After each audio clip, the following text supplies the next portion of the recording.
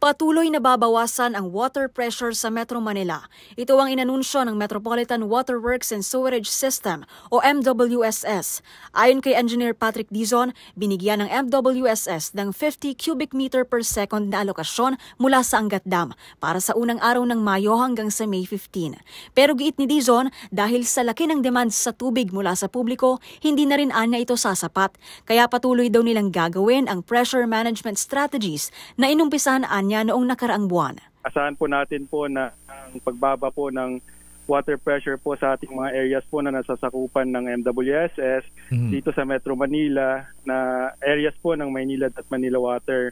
Ito po ay ayon na rin po sa sinadjust po ni ating pong Secretary Tony Yulo Loizaga po ng DNR, na implement po natin itong tinatawag po nating prescribed na conservation action. Paglilinaw pa ni Dizon, sapat pa ang tubig sa Angat Dam dahil nakapag-ipon daw ng tubig noong nakaraang taon noong naging madalas sa mga pag-ulan sa buwan ng Disyembre. Dagdag pa niya, napataas ang level ng tubig sa Angat Dam, mas mataas pa sa high water level na 212 meters, bagamat 40 metro ang ibinababa ng tubig sa dam kada araw.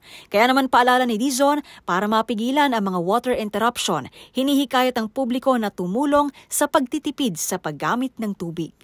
Para sa MBC TV Network News, ito si Pamela Adriano. Sama-sama tayo, Pilipino.